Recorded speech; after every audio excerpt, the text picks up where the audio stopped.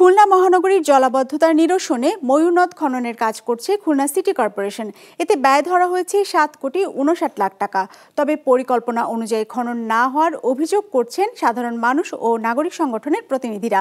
SM মিলনের ক্যামেরায় মোস্তফা জামালের রিপোর্ট। 250-টিরও বেশি ডিজাইন অপশন নিয়ে ওয়ালটন স্মার্ট ফ্রিজ, বোঝে আপনার প্রয়োজন।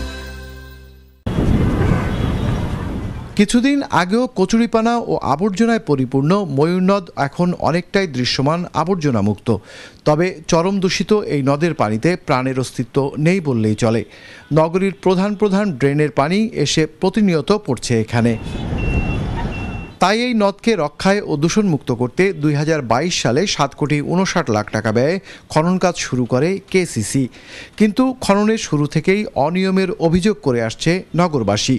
যে ময়ূর নদ আমরা 10 বছর 20 বছর আগে যে অবস্থায় দেখেছি এখনও কিন্তু সেই অবস্থায় রয়ে গেছে। এই খননের প্রক্রিয়াও যে কতটুকু এটা সুফল বয়ে আনবে আমরা আসলে এখনই সন্দিহান। প্রথম দাবি হচ্ছে এই যে এখান থেকে যেসব মাটি বা যেসব পলি তোলা হচ্ছে এই নদী থেকে, সেটার ব্যবস্থাপনা করতে হবে সঠিকভাবে। নদীর তীরে এটা রাখা যাবে না, দূরে রাখতে হবে। 2 নাম্বার হচ্ছে যে এটার যেগুলি দখল হয়ে আছে সেগুলি দখল মুক্ত করতে হবে। গবেষকরা বলছেন ময়ূর নদ সঠিকভাবে খনন ও সংরক্ষণ করা গেলে এটি এই মহানগরীর মিষ্টি পানির অন্যতম আধার হিসেবে ব্যবহার করা যাবে।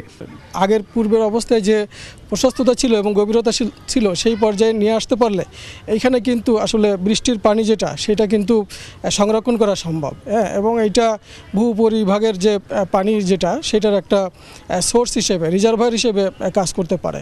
ময়ূর নদ অপরিকল্পিত খননের নামে অর্থ লোপাট হচ্ছে এই প্রকল্পে।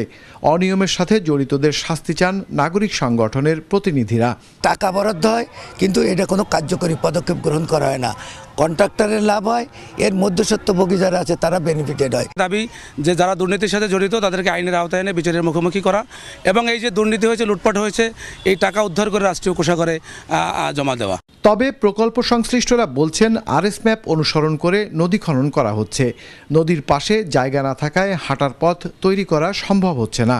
এই ক্ষেত্রে আমাদের যে কনসালটেন্ট আছে CRTS, তারা এই লেভেলটা সুন্দরভাবে বুঝে নিচ্ছেন। সুতরাং এই খালের খননের বিষয়ে যে কম কাটাবাই এই ধরনের কোনো সুযোগ এখানে নাই।